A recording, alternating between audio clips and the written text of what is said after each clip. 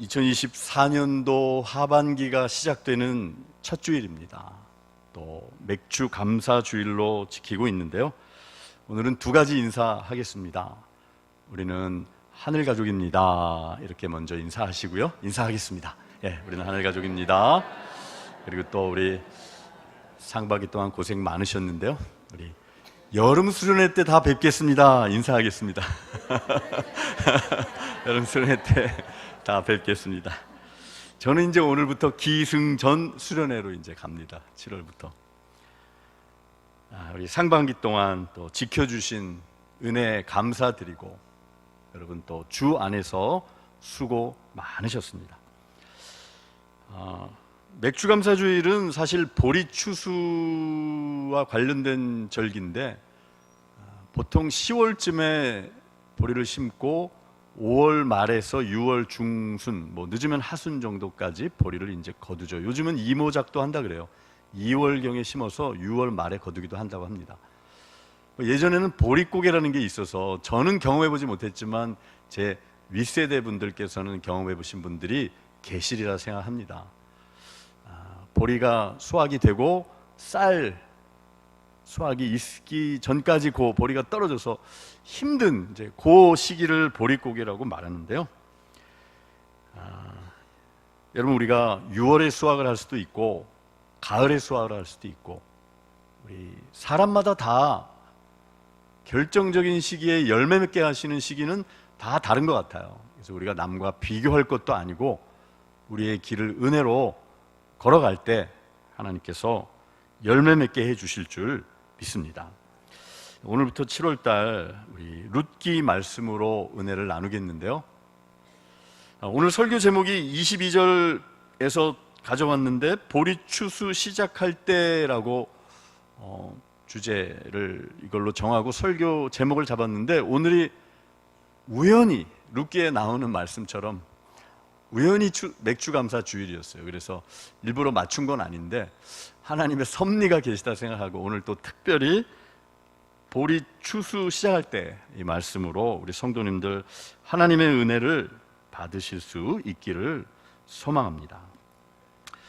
룻기는 1절에 나와 있듯이 사사시대를 배경으로 합니다. 우리가 지난주까지 살펴본 사사기의 말씀은 전쟁터에서, 피비리 나는 전쟁터에서 남성들 위주의 시간이 배경이었다면, 공간이 배경이었다면, 오늘 말씀은 상당히 목가적이고 또 어떤 전쟁터와는 다른, 이제 출발은 그래요.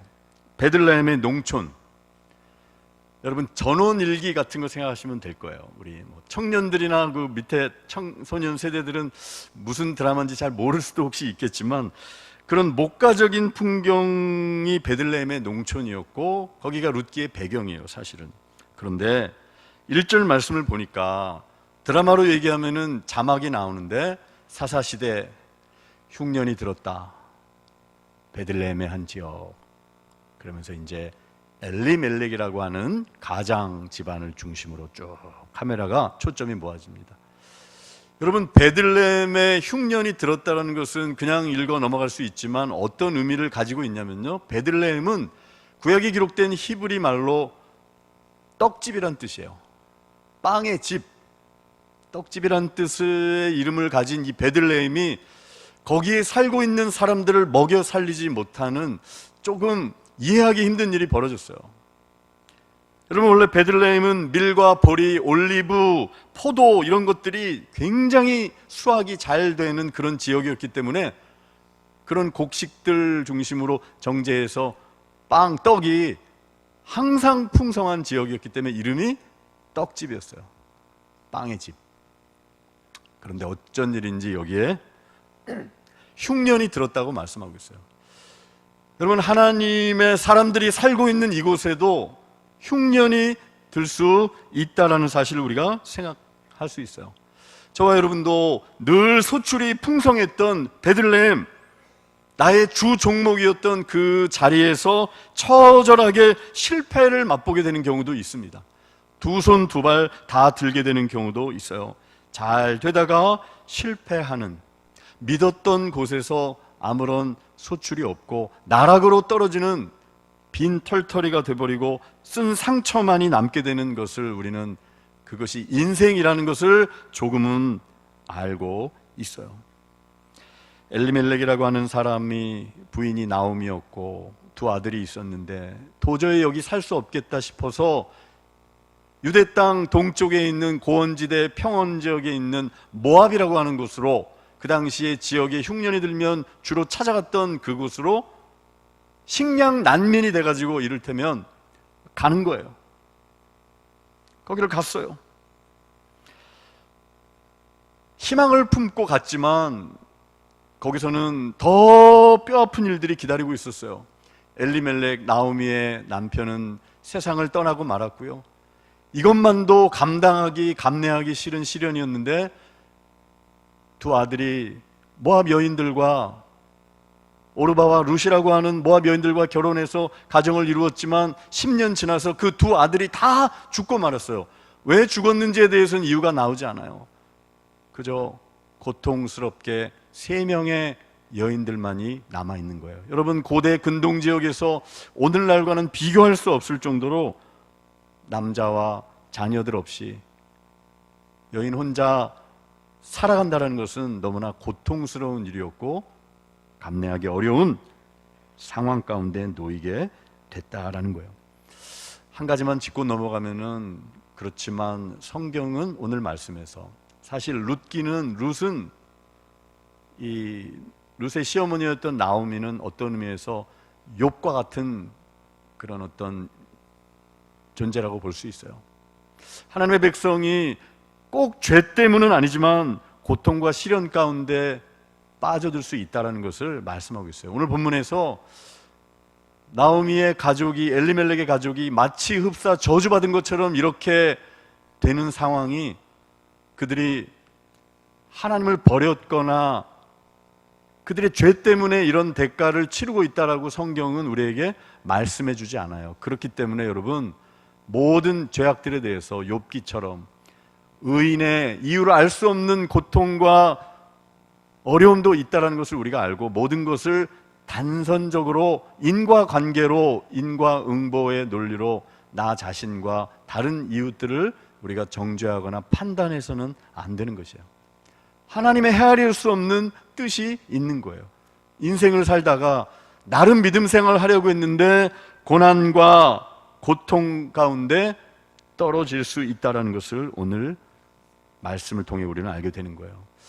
여러분, 그런 가운데 나오미의 마음이 어떻겠어요? 거기에 정붙이고 살 수 있는 힘이 하나도 남아있지 않았어요. 그런 가운데 결정적으로 고민하고 기도하는 가운데, 기도했다는 말은 나와 있지 않지만 당연히 했겠죠. 멀리 떨어진 고향 땅 베들레헴에 줄이 닿은 어떤 사람을 통해서 소식을 듣게 돼요. 6절에 하나님께서 그 땅을 돌보시고 양식을 공급해 주셨다라는, 여러분, 하나님이 식량을 공급해 주시는 분이세요. 양식을 공급해 주시는 하나님의 소식을 듣게 되고 마음을 굳히죠. 가야겠다. 그래서 길을 떠나놨습니다. 그런데 나오미 마음속에 꼭 며느리 둘에게 해주고 싶은 얘기가 있었어요. 며느리들이 지금까지 같이 살았으니까 당연히 일단 예의로라도 따라왔겠죠. 같이 가고 있다가 길에서 얘기하는 거예요. 길 가다가 7절 하반절에 그렇게 나와 있죠. 나오미가 드디어 운을 뗍니다. 너희들 오르바야, 루사, 너희들 앞길에 지금 고생길이 훤한 거다. 너희들 이방 여인의 신분으로 이스라엘에 갔을 때 너희들이 환대받지 못한다는 것 내가 잘 알고 있고, 그걸 떠나서 시모를 봉양하면서 너희들이 홀로 된 몸으로 그렇게 살아간다는 것은 말이 안 되는 일이야. 그러니까 빨리 여기서 좋은 사람 만나서 다시 잘 출발해. 충분히 그렇게 며느리들이 갈 수 있는 일이었어요. 여러분, 그때 어떻게 됐어요? 오르바 자부 중에 한 명의, 며느리 중에 한 명의 오르바는 모르겠어요. 예의상 여기까지는 따라왔는지 모르지만 그 말을 듣고, 재차 강권하는 시어머니의 말을 듣고 돌아갔어요. 고향으로. 울면서 갔어요. 정이 들었겠죠. 그런데 오늘 주인공 중에 한 명이라고 할 수 있는 룻은 어떻게 했습니까? 너도 너 동서처럼 가라. 여기 모압 땅 형제 자매가 있는 곳에서 남아서 살궁리를 해라.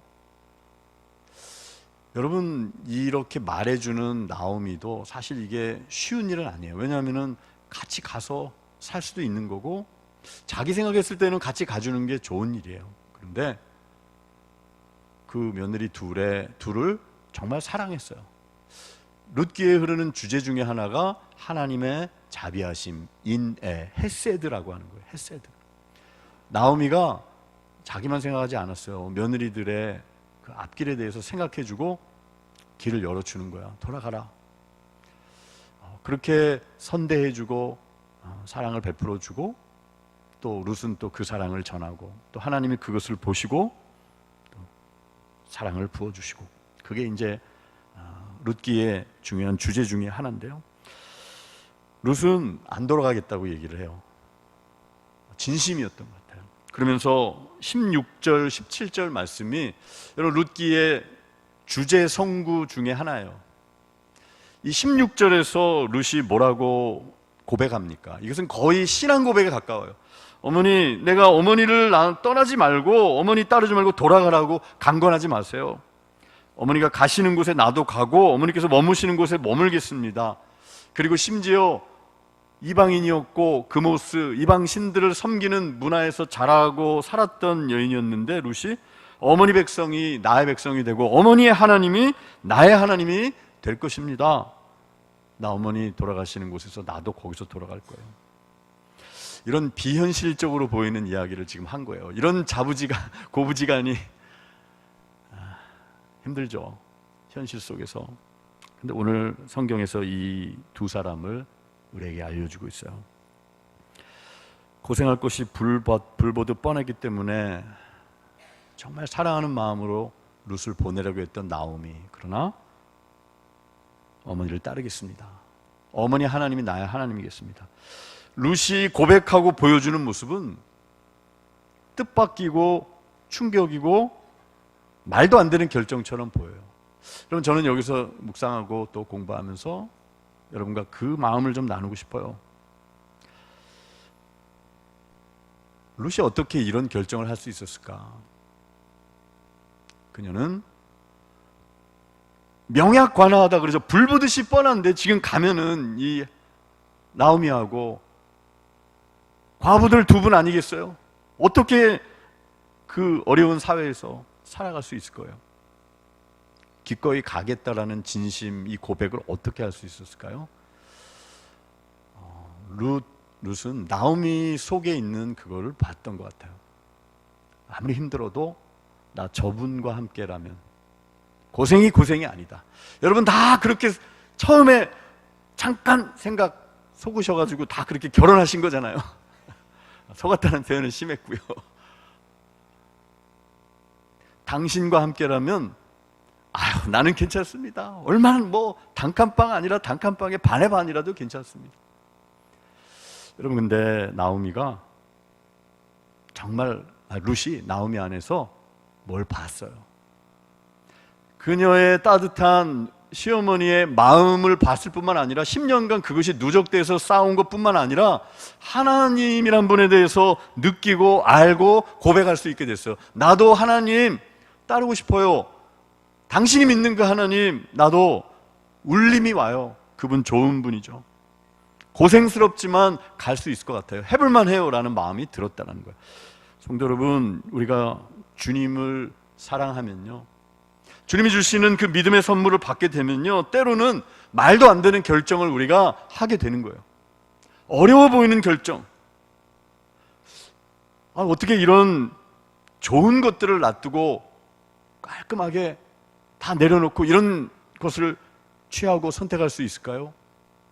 주변에서는 놀라지만 집사님, 권사님, 장로님 너무 힘들지 않으세요? 어떻게 그렇게 많이 먼 데서 또 이렇게 많이 헌신하시고 어떻게 이렇게 섬기세요?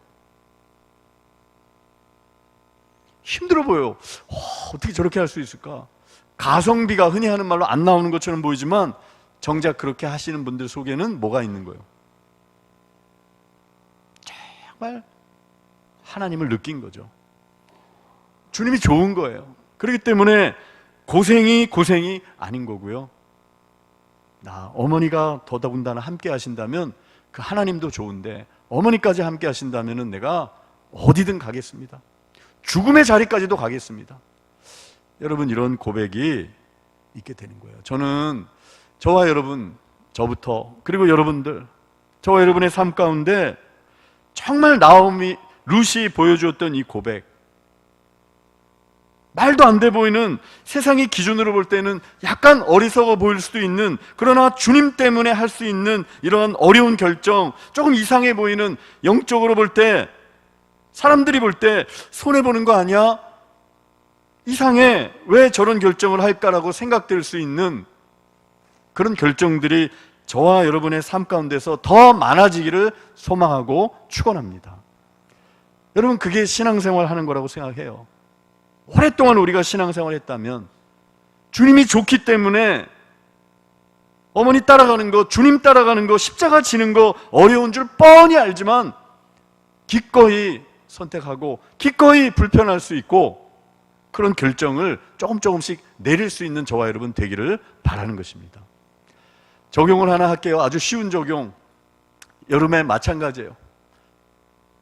이제 자녀들이 다 보고 있어요. 자녀 손들이 다 이번 여름에 어디로 갈까? 그래, 좋은 패키지가 나왔다는구나. 8월 1, 2, 3이 딱 좋다. 우리 한번 거기 가가지고 이번에 놀자. 근데 아이가 엄마 수련회 가라고 자꾸 그러는데 어떡하지? 잠깐 고민하다가 에이, 다음에 가면 돼. 그런데 여러분, 그거 좀 보여줬으면 좋겠어요. 나중에 우리 함께하는 이들이 생각할 때, 그때 조금 더 수련회 장소가 아무리 좋아도 호텔 같지는 않겠죠. 휴양지 같지는 않겠죠. 그런 결정을 내렸어요. 주님 때문에. 조금 이상해 보이는, 평소에 하지 않는 그런 결정도 예수님 때문에 할 수 있는 저와 여러분 되기를 축원합니다. 비단 이런 하나의 예뿐만 아니라 우리의 삶 속에서 여러분, 그렇게 나오미 룻 사이에서 이런 고백이 오가고 이제 돌아왔어요. 돌아올 때는 언제 돌아왔다라고 19절에 말씀합니까? 베들레헴이 또 등장하죠. 베들레헴이 돌아왔다 그랬어요. 1절에도 베들레헴 떠나는 이야기가 나왔는데 이제 뒷부분에 다시 돌아왔어요. 빈 털터리가 돼서. 근데 동네 사람들이 다 알아봐요. 10년도 넘었을 텐데 이름을 기억해요. 저희가 나오미 아니냐? 어떻게 저 모양으로 왔지? 우리 교회 공동체나 어느 곳에서도 그럴 수 있죠. 오래전에 우리 교회를 나왔을 수도 있고 아는 사람이었는데 다시 교회로 왔거나 했을 때 아이고 어떤 모양으로 왔대? 여러 가지 얘기를 할 수 있을 거예요. 지금 여기 동네 사람들도 그렇게 했어요. 그런데 이 사람들은요, 이 공동체는, 베들레헴 공동체는 교회라고 비유할 수도 있고요, 모함 여인 이방 사람 차별하지 않았고요, 따뜻하게 환대했어요. 심지어는 같이 아파했고요. 나중에 좋은 일이 생겼잖아요. 그럼 배 아파하지 않고 아기가 태어나니까 동네 사람들이 이름을 줘줘요. 특이한 일이 벌어졌어요. 막 기뻐하고. 근데 처음에는 이제 어떤지 모르잖아요. 그래서 이제 나오미가 와가지고 나를 나오미라고 부르지 말아라. 나오미는 이름의 뜻이 뭐냐면 기쁨이란 뜻이에요. 희락. 영화 배우 이름 중에 나오미 이런 이름들이 있잖아요. 내 이름을 마라라고 불러라. 마라는 무슨 뜻이에요? 쓰다, 괴롭다, 고통스럽다, 그런 뜻이에요. 나 지금 인생이 괴로워, 고통스러워, 그런 뜻이에요. 바닥으로 떨어졌어. 여러분, 여기서 우리는 이 나오미 모습을 보면서 한 가지 좀 생각했으면 좋겠어요. 그녀는 솔직했던 것 같아요.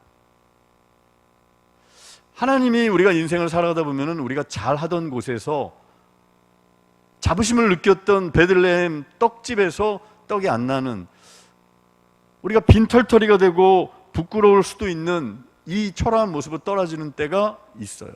하나님의 섭리 가운데 그럴 수 있어요. 그 이유에 대해서 우리는 다 알 수 없어요. 하나님이 좋은 것도 주시는 분이고 우리 눈으로 볼 때 고통스러운 일들도 허락하시는 분이기 때문에 우리가 다 그것에 대해서 알 수 없어요. 그때 적어도 나오미는, 오늘 나오미가 20절 21절에서 했던 고백들은 하나님 원망하는 이야기는 아니에요. 전능자가 나를 괴롭게 했다는 것은 하나님의 주권을 욥처럼 어떻게 보면 인정하는 거예요. 우리가 주님으로부터 좋은 것만 받는 것은 아니다.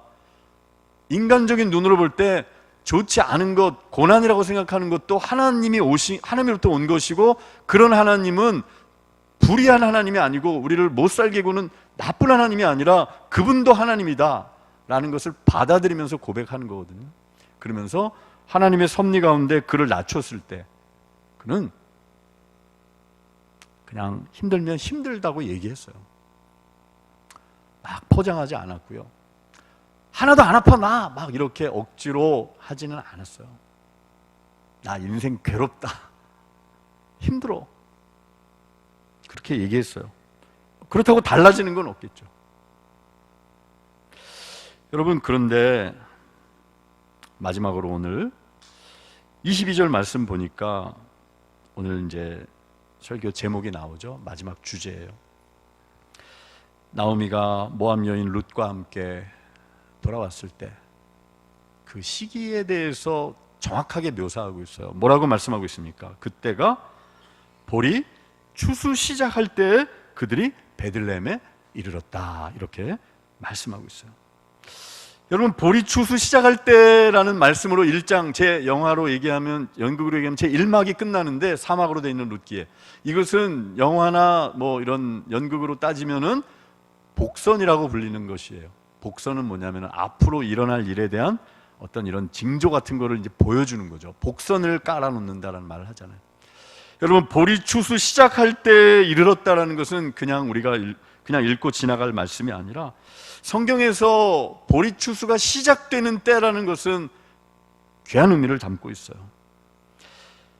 이스라엘의 절기 농사력으로 이 보리 추수는 5월, 6월경에 시작돼요. 그리고 한 2주 후에 밀 수확을 해요. 사실은 보리 추수라는 말은 번역을 더 정확하게 하면은 수확이에요. 가을에 거두는 게 가을 거지가 추수인데, 그냥 번역할 때 옛날에 그냥 추수라고 했어요. 5, 6월이기 때문에 수확이라고 해야 되지만, 어쨌든 간에 수확이 시작된다는 것은 뭘 생각할 수 있냐면요, 여러분, 그 2장에 이제 나와요. 다음 주에 나달 이삭 줍기를 할 수 있는 가능성이 많은 시기예요. 여러분, 나오미와 룻은 허황되게 누군가 나를 공짜로 먹여주고 재워주고 그런 걸 꿈꾸진 않았어요.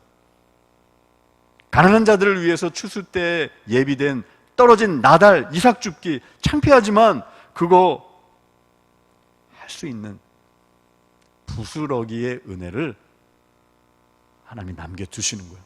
여러분, 아무리 망가지고 나락으로 떨어져도 하나님이 은혜의 부스러기의 은혜들을 남겨주시고요, 진수성찬은 아니었지만 아주 소박하고 궁핍한 상황 속에서 단촐한 음식만을 먹을 수밖에 없었지만 이제 사랑의 주님 만나는 거예요. 여러분, 그리고 이 보리추수를 시작한다라는 절기는 구약에서 7.7절, 초실절, 오순절로 표현돼요. 보리 수확이, 밀 수확이 이루어지고 하나님께 첫 예물을, 첫 단을 드리는 절기, 오늘날로 얘기하면 우리 맥주 감사 절기와 같은 것인데, 그것이 신약에 있어서 여러분 오순절 때 어떤 일이 벌어졌는 줄 아십니까? 신약성경 사도행전 1, 2장, 2장을 읽어보신 분들은 아실 거예요. 오순절 때 보리 이 첫 이삭을 드리고 첫 소산물을 드리는 그때에 성령이 우리에게 풍성한 은혜로, 열매로 부어지는 역사가 일어난 거예요. 여러분, 실제로 이 룻기는 단순히 드라마틱하고 아름다운 이야기로 끝나는 게 아니라, 룻기 4장에 가면은 룻의 후손 보아스 구속자를 만나서 자녀가 태어나는데, 그가 바로 다윗의 조상이 태어나게 되는 거예요. 메시아의 계보가 나오미와 룻, 보아스를 통해서 고통 가운데 있는 이 가정, 빈털터리에 아무것도 없는 이 망가진 것 같은 가정을 통해서 보리 추수가 시작되고, 풍성한 복음의 은혜가, 예수 그리스도를 바라볼 수 있는 복음의 역사를 이 여인의 삶을 통해서, 이 소박한 여인들의 가정을 통해서, 고통스러운 현실을 통해서 구원의 역사가 이루어진다라는 것을 보여주는 책이 룻기예요. 그래서 룻은 단순히 룻기 아름다운 이야기가 아니라 룻을 통해서 읽는 룻에 따른 복음이라고 별명을 붙일 수 있는 거예요. 말씀을 정리하면서 여러분, 우리가 살아가는 세대도, 저는 목회자이니까 초미의 관심사가 온통 목회겠죠. 다 희망이 있는 소리를 얘기하는 곳은 단 한 군데도 없어요. 경제적으로도 기근이죠. 사업하시고 일하시고 장사하시는 분들 너무나 뼈저리게 느끼실 거 아니겠어요?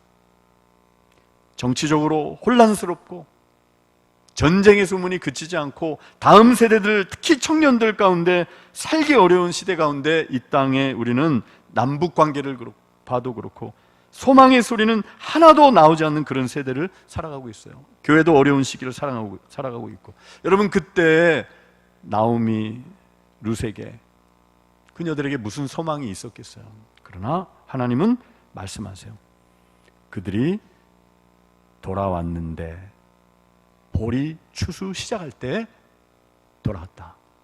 하나님이 소망을 꿈꿀 수 없는 상황 속에서 소망을 주시고 은혜의 단비를 준비하시고 떨어지는 이삭이라도 먹을 수 있게, 적어도 굶어 죽지 않도록 만들어 주신다는 게 22절의 내용이에요. 이제 죽진 않았구나. 만약에 드라마라고 한다면, 성경 말씀이 드라마는 아니지만, 주인공들이 죽지는 않겠네. 이삭 죽기가 있으니까. 이스라엘 사람들이 이거 읽으면 딱 연결이 되는 거예요. 추수 때구나. 룻기는 장막절에 읽는 책이에요. 이스라엘 절기에. 장막절은 추수의 기쁨을 가난한 이웃들과 친족들과 먹을 거를 나누는 절기가 장막절인데, 그때 룻기를 전통적으로 읽어요. 이스라엘 백성은 지금도 룻기를 읽어요. 소망이 없는 이때 보리 추수가 시작된다라는 것. 우리 안에는 소망이 없어요. 그러나 하나님이 예비하신 은혜의 부스러기 작은 것이라도 있고 감사함으로 우리가 받게 될 때, 나오미와 룻을 통해서 하나님은 보아스를 예비해 주시고, 메시아 다윗이 보아스 룻을 통해서 다윗이 태어나는 거예요.